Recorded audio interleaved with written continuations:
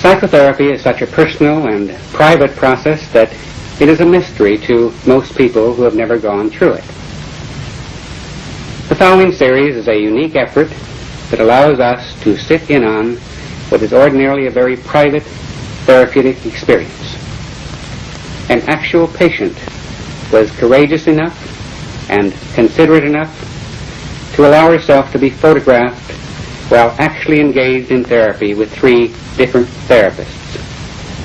Thus, we are allowed the privilege of seeing and feeling what really transpires.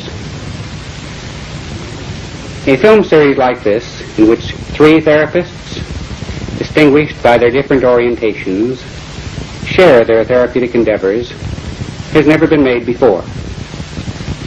We therefore wish to express our gratitude to Gloria, the patient, and to her therapists for allowing us to share in their therapeutic adventure. This series will be divided into 3 separate films. In the first film, we see Dr. Carl Rogers, founder of client-centered therapy, interviewing Gloria. In film number 2, Dr. Frederick Pearls, founder of Gestalt therapy, is working with her. And in film number 3, Dr. Albert Ellis, founder of Rational Emotive Therapy, is our therapist. Each therapist will first describe his system of therapy briefly. He will then demonstrate his work with Gloria, and then he will comment briefly on his work. Now, here is Dr. Carl Rogers. From my own years of therapeutic experience, I've come to feel that if I can create the proper climate, the proper relationship, the proper conditions, a process of therapeutic movement will almost inevitably occur in my client.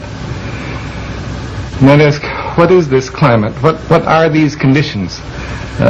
Will they exist in the interview with the woman I'm about to talk with, whom I've never seen before? Well, let me try to describe very briefly what these conditions are as I see them.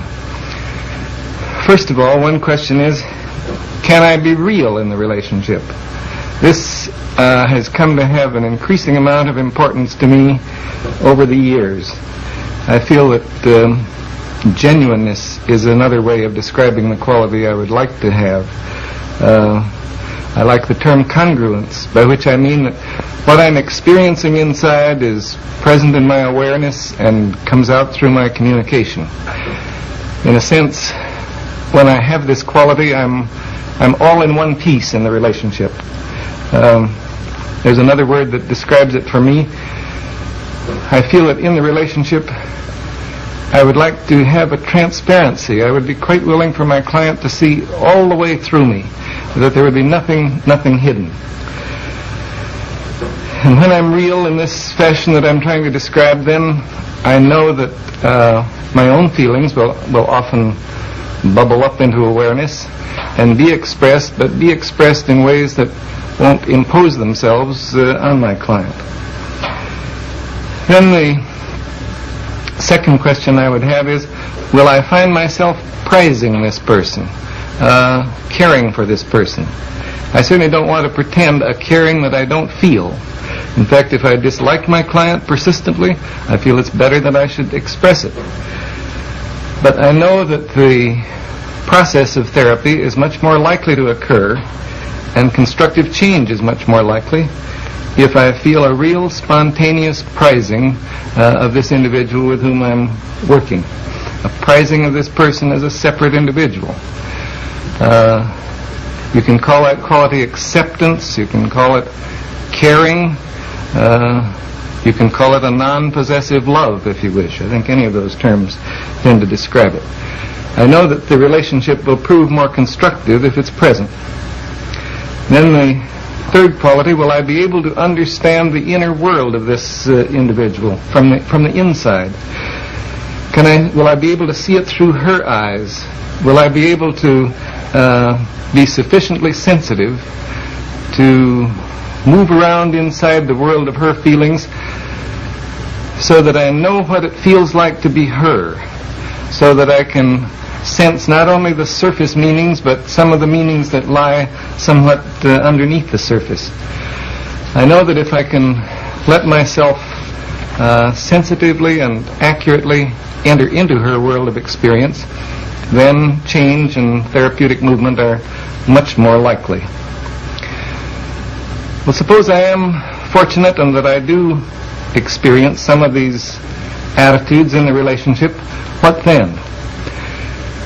Well, then a variety of things are likely to happen, both from my clinical experience and from our research investigations. We find that if attitudes of the sort that I've described are present, then quite a number of things will happen. She'll explore some of her feelings and attitudes more deeply. She's likely to discover some hidden aspects of herself that she wasn't aware of previously. Feeling herself prized by me, it's quite possible she'll come to prize herself more. Feeling that some of her meanings are understood by me, then she can more readily perhaps listen to herself, listen to what's going on within her own experience, listen to some of the meanings she hasn't been able to catch before. And perhaps if she senses a realness in me, she'll be able to be a little more real within herself. I suspect there will be a change in the manner of her expression. At least this has been my experience in other instances. From being rather remote from her experiencing, remote from what's going on within her, it's possible that she'll move toward more immediacy of experiencing, that she will be able to sense and express what's going on in her in the immediate moment. From being disapproving of herself, it's quite possible she will move toward a greater degree of acceptance of herself. From somewhat of a fear of relating, she may move toward being able to relate more directly and to encounter me more directly. From construing life in somewhat rigid black and white patterns, she may move toward more tentative ways of construing her experience and of seeing the meanings in it. From a locus of evaluation which is outside of herself, it's quite possible she will move toward recognizing a greater capacity within herself for making judgments and drawing conclusions. So those are some of the changes that we have. If I have any success in creating the kind of conditions that I described initially, then we may be able to see some of these changes in this client, even though I know in advance that our contact is going to be very brief.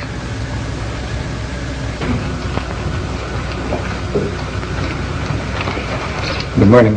Hello, I'm Dr. Rogers. You must be Gloria. Yes, I am. Let's have this chair. Well, we have half an hour together, and I really don't know what we'll be able to make of it, but I hope we can make something of it. I'd be glad to know whatever concerns you.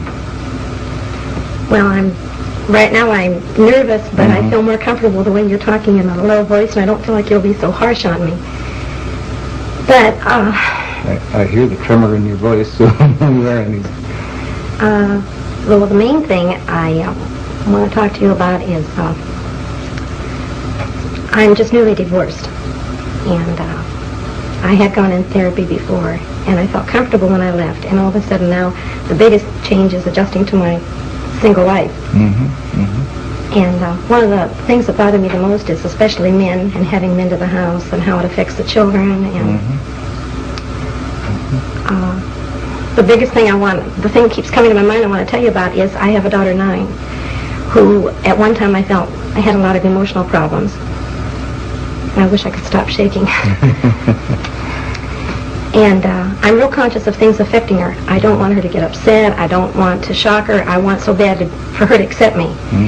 And we're real open with each other, especially about sex. And the other day she saw a girl that was single but pregnant, and she asked me all about, can girls get pregnant if they're single? And the conversation was fine, and I wasn't at ease at all with her until she asked me if I'd ever made love to a man since I left her daddy. And I lied to her. And ever since that, it keeps coming up to my mind because I feel so guilty lying to her because I never lie, and I want her to trust me. And I almost want an answer from you. I want you to tell me if it will affect her wrong if I told her the truth or what. And it's this concern about her and the fact that you really aren't, that this open relationship that has existed between you now you feel is kind of Yes, I feel like I have to be on guard about that because I remember when I was a little girl, when I first found out my mother and father made love, it was dirty and terrible, and I didn't like her anymore for a while. And I don't want to lie to Pammy either, and I don't know. And I sure wish I could give you the answer as to what you should tell her. I was afraid you were going to say that. Because what you really want is an answer. I want to especially know if it would affect her, if I was completely honest and open with her, or if it would affect her because I lied. I feel like it's bound to make a strain because I lied to her. So because she'll suspect that, or she will know something's not quite right. I feel that inside she'll distrust me, yes. And also I thought, well, gee, what about when she gets a little older and she finds herself in touchy situations? She probably wouldn't want to admit it to me because she thinks I'm so good and so sweet. And yet I'm afraid she could think I'm really a devil. And I want so bad for her to accept me. And I don't know how much a 9-year-old can take. And really, both alternatives concern you, that she might think you're too good or better than you really are. Yes. And she might think that you're worse than you are. Not worse than I am. I don't know if she can accept me the way I am. I think I paint a picture that I'm all sweet and motherly, and I'm a little ashamed of my shady side, too. I see. It really cuts a little deeper. If she really knew you, could she accept you? This is what I don't know, yes. I don't want her to turn away from me.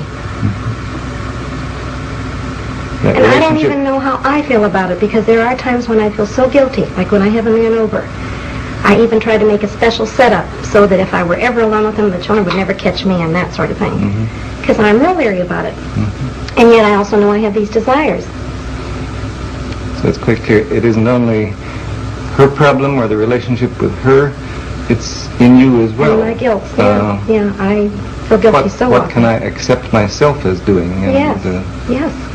And you realize that you set up sort of subterfuges so as to make sure that you're not caught or something. You realize that you are acting from guilt, is that? Yes. I don't like the way, I would like to feel comfortable with whatever I do. If I choose not to tell Pammy the truth, to feel comfortable that she can't handle it, and I don't. I want to be honest, and yet I feel there are some areas that I don't even accept. And if you can't accept them in yourself, how could you possibly be comfortable in telling them to her? Right. And yet, as you say, you do have these desires and you do have your feelings, but you don't feel good about them. Right. And I have a feeling you're just going to sit there and let me stew on it, and I want more. I want you to help me get rid of my guilt feeling. If I can get rid of my guilt feeling about lying or going to bed with a single man, any of that, just so I can feel more comfortable. And I guess I'd like to say, no, I don't want to let you just stew in your feelings, but on the other hand, I also feel that this is the kind of very private thing that I couldn't possibly answer for you, But I sure as anything will try to help you work toward your own answer. I don't know whether that makes any sense to you, but I mean it. Well, I appreciate you saying that. You sound like you mean it. But I don't know where to go. I don't begin to know where to go. I thought that I'd pretty well worked over most of my guilt, and now that this is coming up, I'm disappointed in myself. I really am. I like it when I feel that no matter what I do, even if it's against my own morals or my upbringing, that I can still feel good about me. And now I don't. Like, there's a girl at work who sort of mothers me. And I think she thinks I'm all sweet. And I sure don't want to show my more ornery, devilish side with her. I want to be sweet. And it's so hard for me to, this all seems so new again. And it's so disappointing. Yeah, I get the disappointment that here, a lot of these things you thought you'd worked through, and now the guilt and the feeling that only a part of you is acceptable to anybody else. Yes. That keeps coming out.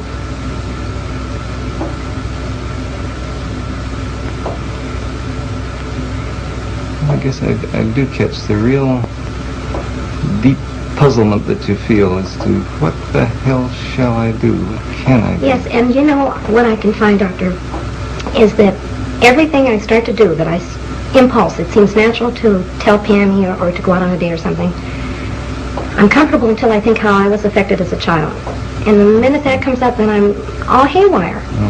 Like, I want to be a good mother so bad, and I feel like I am a good mother. But then there's those little exceptions, like my guilt's with working. I want to work, and it's so fun having extra money. I like to work nights. The minute I think I'm not being real good to the children or giving them enough time, then I start feeling guilty again. Then that's when it's a, what do they call it? A double bind. That's just what it feels like.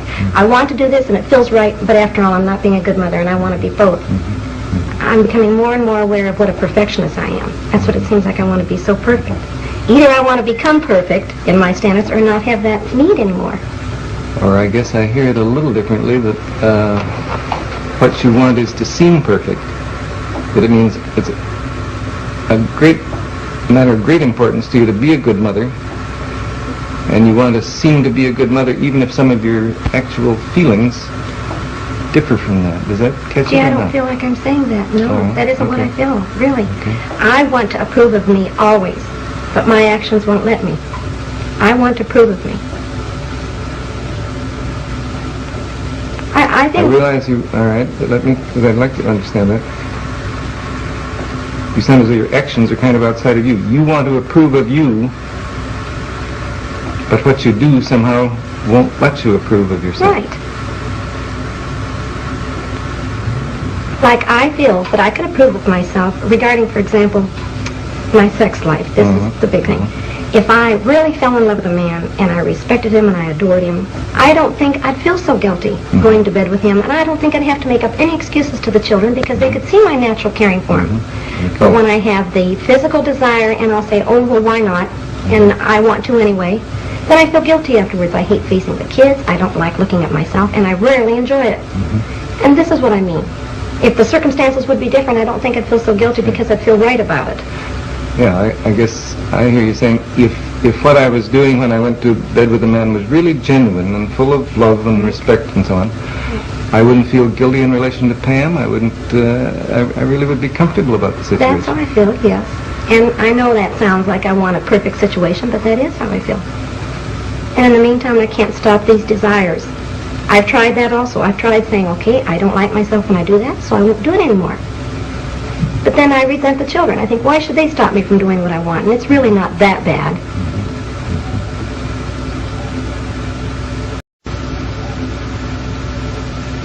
But I guess I heard you saying, too, that it isn't only the children, that you don't like it as well when it really isn't I'm right. sure I know that's it, probably even more so than I'm aware of.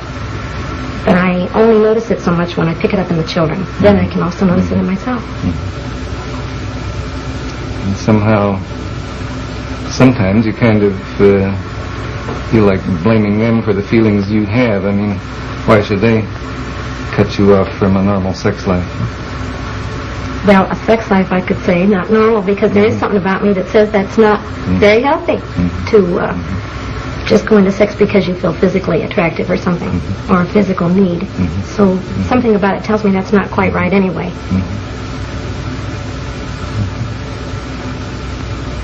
so that you feel really that at times you're acting in ways that are not in accord with your own inner standards. Right. But then you were also saying a minute ago, but you feel you can't help that either. I wished I could. That's it. And I can't. Now I feel like I can't control myself as well as I could have before for a specific reason. Now I can't. I just let go, and there's too many things I do wrong that I have to feel guilty for, and I sure don't like that. I want you very much to give me a direct answer, and I'm going to ask it, and I don't expect a direct answer, but I want to know, do you feel that, to me, the most important thing is to be open and honest?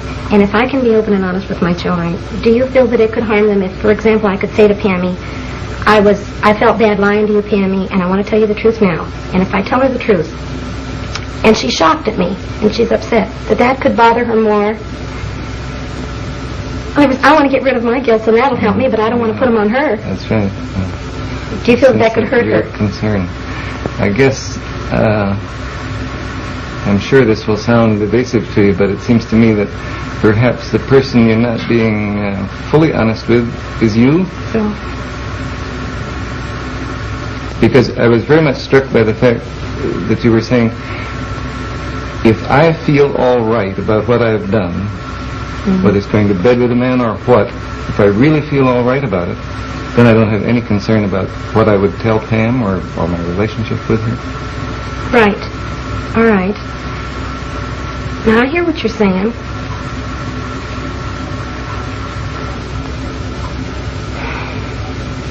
Then all right, then I want to work on accepting me then. I want to work on feeling all right about it. So that makes sense, that'll come natural, and then I won't have to worry about Pammy.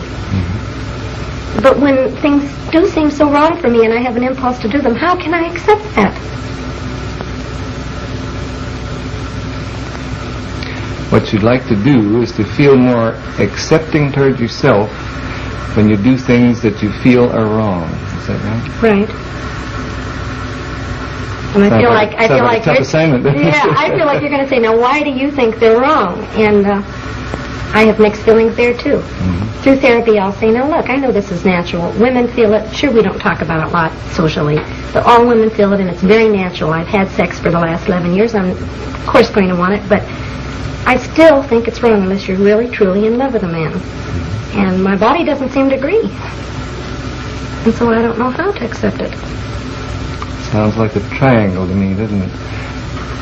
You feel that I, or therapists in general, or other people say, it's all right, it's natural enough, go ahead. And I guess you feel your body sort of lines up on that side of the picture. But something in you says, but I don't like it that way, not unless it's really right. Right.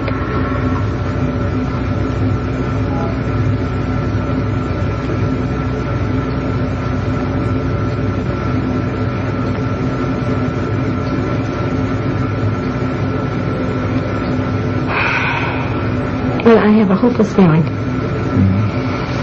mean, these are all the things I sort of feel myself, and I feel, okay, now what? So you feel this is the conflict, and it's just insoluble, and therefore it's hopeless. And here you look to me, and I don't seem to give you any help. And right. I really know you can't answer for me, and I have to figure it out myself. But I want you to guide me, or show me where to start, or so it won't look so hopeless. I know I can keep living with this conflict, and I know eventually things would work out, but I like feeling more comfortable with the way I live. And I'm not. One thing I meant to ask, what is it you wish I would say to you? I wish you would say to me to be honest and take the risk that Pammy's going to accept me. And I also have a feeling if I could really risk it with Pammy, of all people, that I'd be able to see, here's this little kid that can accept me, and I'm really not that bad. If she really knows what a demon I am and still loves me and accepts me, it seems like it would help me to accept me more, like it's really not that bad. I want you to say, to go ahead and be honest. But I don't want the responsibility that it would upset her. That's where I don't want to take responsibility for it. Yeah.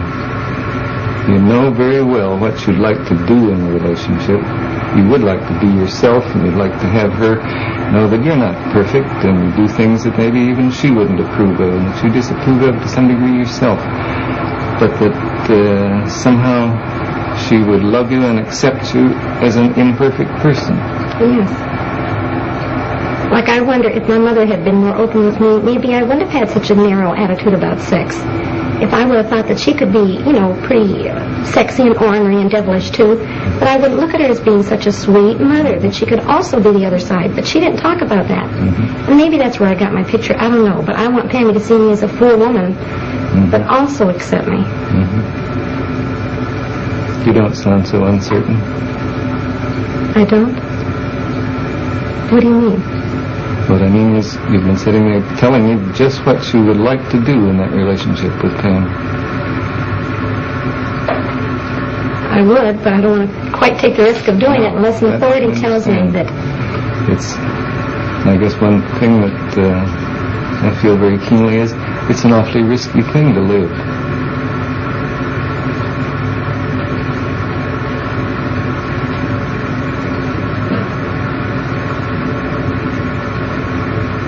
You'd be taking a chance on your relationship with her. You'd be taking a chance on letting her know who you are, really.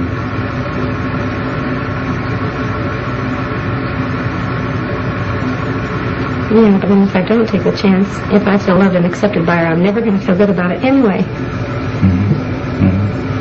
Mm-hmm. If her love and acceptance of you is based on a false picture of you, what the hell is the good of that? Is that what you're saying? Yes, that's what I mean, yes. Mm-hmm. But I also feel there's a lot of responsibility with being a mother. I don't want to feel like I've caused any big traumas in the children. Mm-hmm. I don't like all that responsibility. I think that's it. I don't like it, feeling it could be my fault. Mm-hmm. I guess that's what I meant when I said life is risky. It's to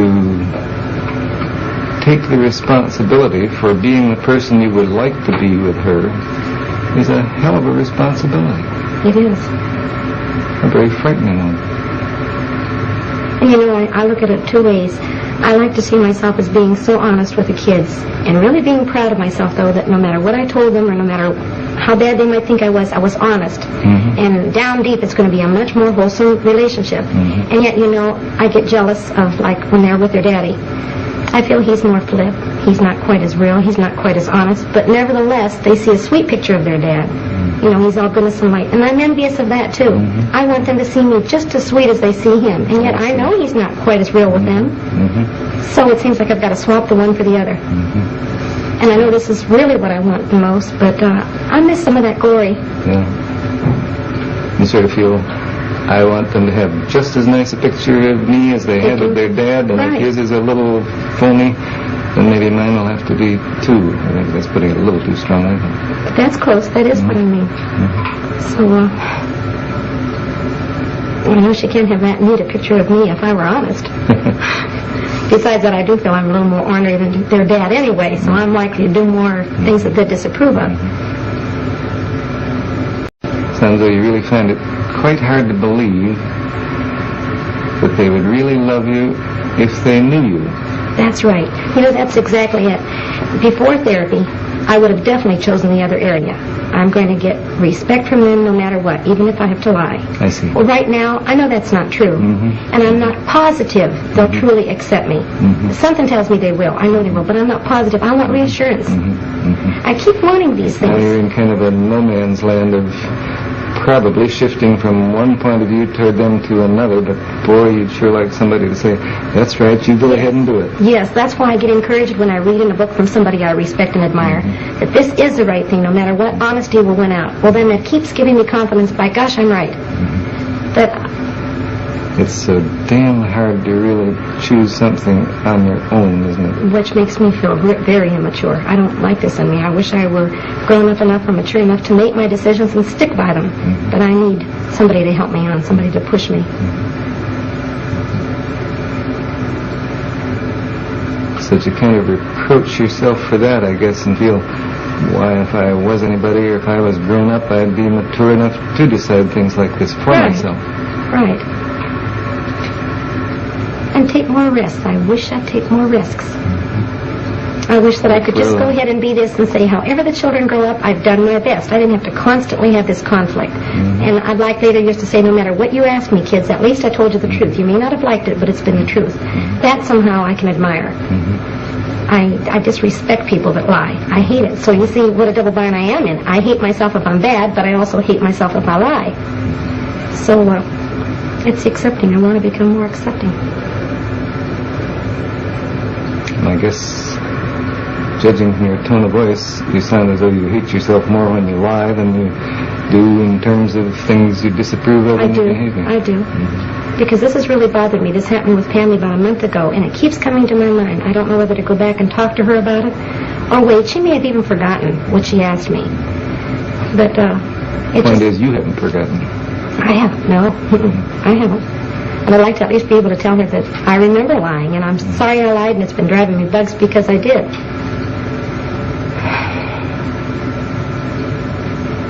I do. Now I feel like now that's solved, and I didn't even solve the thing, but I feel relieved.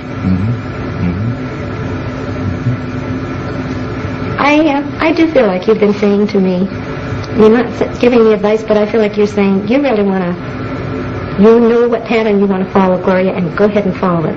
I sort of feel a backing up from you. I guess the way I sense it is, you've been telling me that you know what you want to do, and yes, I do believe in backing up people in what they want to do. It's just a little different slant than the way it seems to you. Are you telling me? See, one thing that concerns me is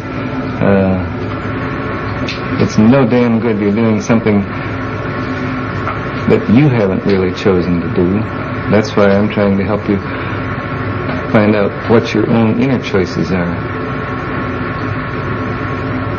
But then there's also a conflict there because I'm not really positive what I want to do. The lying part, yes, but I'm not positive what I want to do when I go against myself. Sure. Like when I bring a man to the house, I'm not sure I want to do that. If I feel guilty afterwards, I must not have really wanted to. I'm interested what you say. I'm just sure which words you use, but you don't want it, you don't like yourself or you don't approve of it when you do something against yourself. Yes.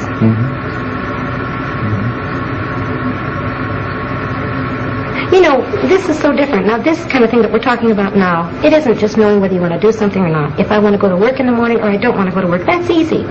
But when I find myself doing something I don't feel comfortable with, I automatically say, if you're not comfortable, Gloria, it's not right. Something's wrong. All right, now what I want to ask you is, how can I know which is the strongest? Because I do it, does that mean that's the strongest? And yet if I disapprove, that's just part of the thing that's got to go along with it? See, it sounds like I'm picking up a contradiction. I'm not following. It sounds like you're feeling a contradiction in yourself, too. Although what I heard you saying in part is, the way you like it is when you feel really comfortable about what you're doing. Yes. And I have at times when I've made a decision. Now that seems right. That seems perfectly right. No conflict. But then there are times I do things that I feel uncomfortable with, so that there is a conflict there. It's not the same at all. So what I'm saying is, how do I really know when I'm following my true feelings if I have conflicts afterwards or guilt afterwards? I see, because in the moment it may seem like your true feelings. Yes. Like if I'm starting to do it, okay. But that really is tough. When if you feel comfortable in the moment about it, but then afterward don't feel at all comfortable, which course of action was really the one you should have followed? You know, the most outstanding thing, I don't know if you're following me when I say about this conflict. The one thing I know is I've wanted, for example, to leave my husband for quite a few years. I never did it. I kept thinking how nice it would be or how scary it would be, but I never did it. And all of a sudden when I did, it felt right. I didn't feel mean toward him. I just knew this is what I had to do. That's when I know I'm following myself. I'm following my feelings completely. I had no conflict there. Some unhappy things came from it, but I still had no conflict. That to me is when I'm following my feelings. And in everyday life, the small little decisions, the small little things to do don't come out that clear at all. So many conflicts come with them. That's right. Is this natural? Although you're saying, I expect it is, but you're saying too that you know perfectly well the feeling within yourself that occurs when you're really doing something that's right for you. I do. I do. And I miss that feeling other times. And it's right away a clue to me. You can really listen to yourself sometimes and realize, oh no, this isn't the right feeling. This isn't the way I would feel if I was doing what I really wanted to do. But yet many times I'll go along and do it anyway. And say, oh well, I'm in the situation now. I'll just remember next time. I mention this word a lot in therapy, and most therapists grin at me or giggle or something when I say utopia. But when I do follow a feeling and I feel this good feeling inside me, that's sort of utopia. That's what I mean. That's the way I like to feel, whether it's a bad thing or a good thing. But I feel right about me. This is what I want to accomplish. sense that in those utopian moments you really feel kind of whole. You feel all in one piece. Yes. Yeah, it gives me a choked up feeling when you say that, because I don't get that as often as I'd like. I like that whole feeling. That's real precious to me. I expect none of us get it as often as we'd like, but I really do understand that. It really does touch you, doesn't it? Yeah, and you know what else? I was just thinking, I feel dumb saying it. All of a sudden, as I'm talking to her, I thought, gee, how nice I can talk to you, and I want you to approve of me, and I respect you. But I miss that my father can talk to me like you are. I mean, I'd like to say, gee, I'd like you for my father. I don't even know why that came to me. You look to me like a pretty nice daughter.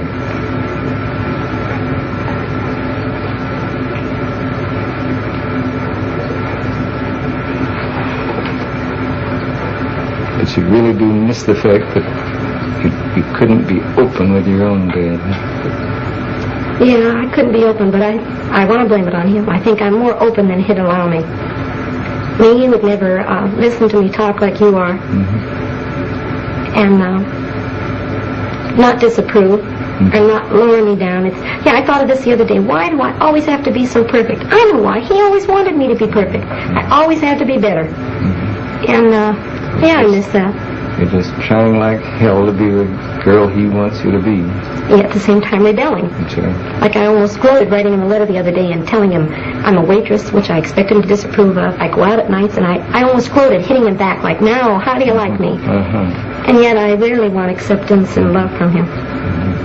I mean, I know he loves me. So you slap at him and say, this is what I am now, see? Yeah. But you raised me. How do you like it? But you know what I think I want him to say? I knew this was you all along, honey, and I really love you. I guess you really feel badly that you think there's very little chance you'll say that. No, he won't. He doesn't hear.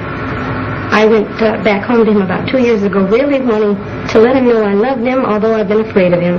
He doesn't hear me. He just keeps saying things like, honey, you know I love you. You know I've always loved you. And he doesn't hear. He's never really known you and loved you. And this somehow is what brings the tears inside. I don't know what it is. You know, when I talk about it, it feels more flip. If I just sit still a minute, it feels like a great big hurt down there that I feel cheated. It's much easier to be a little flip, because then you don't feel that big lump inside of hurt. And again, that's a hopeless situation. I tried working on it, and I feel it's something I have to accept. My father just isn't the type of man I'd really like. I'd like somebody more understanding and caring. He cares, but not in a way that we can cooperate or communicate. I feel, nope, I am permanently cheated. That's why I like substitutes. Like I like talking to you, and I like men that I can respect. Doctors, and I keep sort of maybe underneath feeling like we're real close, you know, and it's sort of like a substitute father. I don't feel that's pretending. Well, you're not really my father. No, I meant about the real close business. Well, see, I sort of feel that's pretending too, because I can't expect you to feel very close to me. You don't know me that well. All I can do is what I am feeling. That is, I feel close to you in this moment.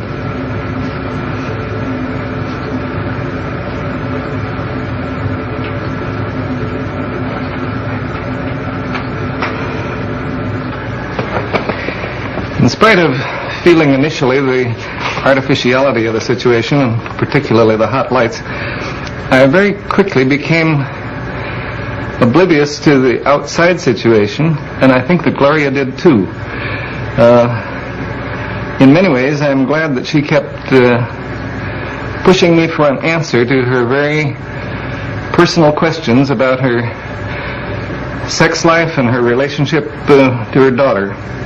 I say I'm glad of this because as the relationship developed, it became, I think, completely clear to her as well as to me that she was seeking something a good deal deeper than that. Incidentally, I'd like to pay my tribute to her deep honesty in being willing to talk about herself so freely. Although every individual is entirely unique, and in this respect I was definitely unprepared for and sometimes surprised by the material she brought up, still in another sense this was very typical of my experiences in therapy. When I'm able really to let myself enter into a relationship, and I feel that this was true in this instance, then I find myself not only being increasingly moved by being in touch with the inner world of my client, but I find myself bringing out of my own inner experience statements which seem to have no connection with what's going on, but which usually prove to be or prove to have a very significant relationship to what the client is experiencing. I felt there were one or two incidents of this kind in this brief interview. I was genuinely moved, I probably showed it, by the fact that she told me near the end of the contact that she saw me as the father she would like to have. My reply was also a thoroughly spontaneous one, that she seemed to me like a pretty nice daughter. I guess I feel that we're only playing with the real world of relationships when we talk about such an experience in terms of transference and countertransference. I feel quite deeply about that. I want to say, yes, we can put this experience into some such highly intellectualized framework, but when we do that, it completely misses the point of the very immediate I-thou quality of the relationship at such moments. I felt that Gloria and I really encountered each other, and that in some small but I believe lasting way, we were each of us enriched by the experience. I'm saying these things almost immediately after the conclusion of the interview, and as is characteristic of me, there are not more than one or two statements or incidents which I recall from the interview. I simply know that I was very much present in the relationship, that I lived it in the moment of its occurrence, and I realize that after a time I may begin to remember it too. But at the present time I really have a very non-specific memory of the whole interview. I'll try to look at it though a little bit more from an intellectual rather than a strictly feeling point of view. Gloria showed what I've come to feel are characteristic elements of therapeutic movement. In the first part of the interview, she was talking about her feelings, and they were past feelings. She was talking about aspects of her behavior and of herself as if she didn't quite own them. She was looking outside herself for a center or locus of evaluation, some source of authority. She saw some of the things she was talking about in fairly black and white fashion. By the end of the interview, she was experiencing her feelings in the immediate moment, not only as evidenced by her tears, but by her ability to express very directly and with immediacy her feelings toward me. She was also much more aware of her ability to make her own judgments and choices. I guess put in terms that have become somewhat commonplace, you could say that she moved from the there and then of her life to the here and now of elements that she was discovering in herself and feelings which she was experiencing in the moment in her relationship with me. All in all, I feel good about the interview. I guess I feel good about myself in the interview. And like Gloria, I feel very real regret that the relationship cannot continue.